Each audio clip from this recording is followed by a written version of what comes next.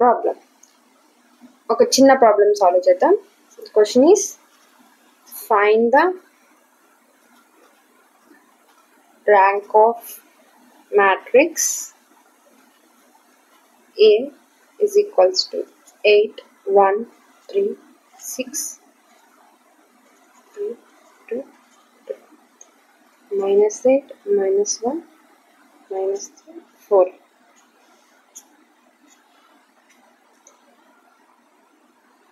By using echelon form. Okay, this is the question they have given. వాళ్ళు rank of matrix కనుక్కోండి ఈ given matrix కి using echelon form. ఇప్పుడు first మనం given రాసుకుందాం solution. Given A is equals to 8 1 3 6 0 3 2 2 minus 8 minus 1 3 and then 4. ఇక్కడ ఎన్ని rose ఉన్నాయి? 3 రోస్ ఉన్నాయి. ఎన్ని కాలమ్స్ ఉన్నాయి? 4 కాలమ్స్ ఉంటాయి. అంటే ఏ మ్యాట్రిక్స్ ఇది? 3/4 మ్యాట్రిక్స్. 3/4 మ్యాట్రిక్స్. ఇప్పుడు మనం చూస్తే ఇక్కడ ఎలా ఉంది? 8 1 3 6. ఇప్పుడు మనకు తెలిసిన పాయింట్స్ మనం గుర్తుపెట్టుకోవాలన్నమాట. ఏంటి? ఫస్ట్ అంటే ఈ ఎలిమెంట్స్, ఫస్ట్ ఈ 3 ఎలిమెంట్స్ నాన్ జీరో ఎలిమెంట్స్ లేదా లీడింగ్ నెంబర్స్ అవుతాయి అన్నమాట. వీటి ముందుండే ప్రతి నెంబరు 0 చేయాలి. అప్పుడైతేనే మనం ఎక్లాన్ ఫామ్ ని సాటిస్ఫై చేయగలం అనమాట. ఇప్పుడు దీన్ని 0 చేయాలంటే ఏం చేయాలి?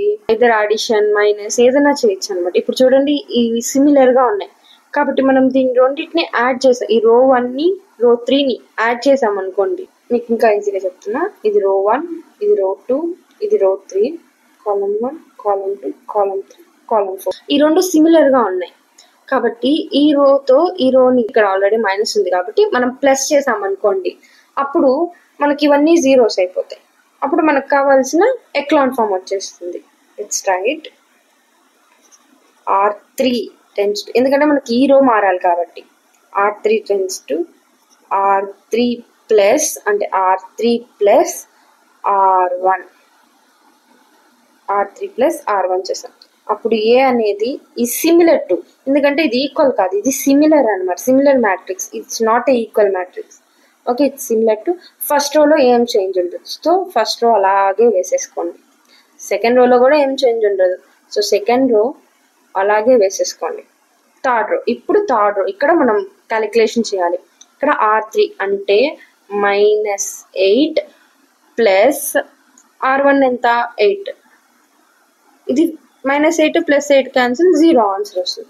సో ఇక్కడ 0. Next R3 -1 plus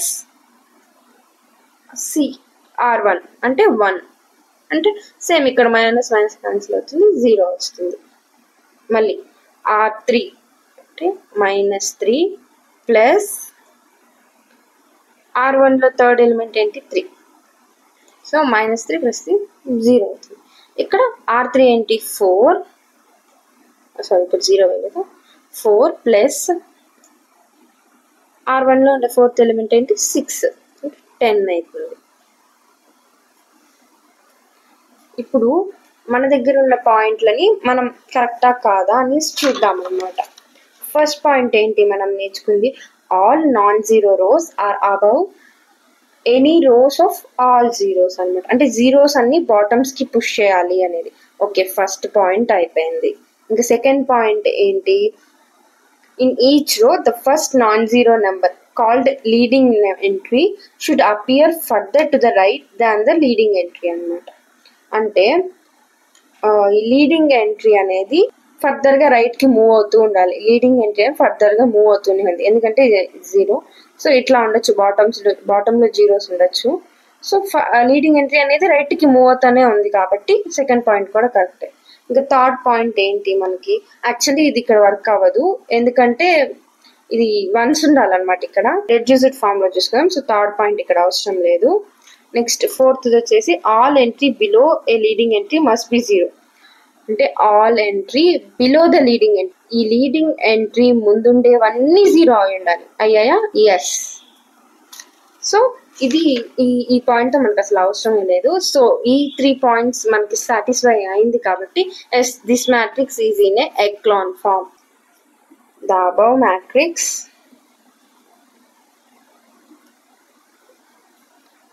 is in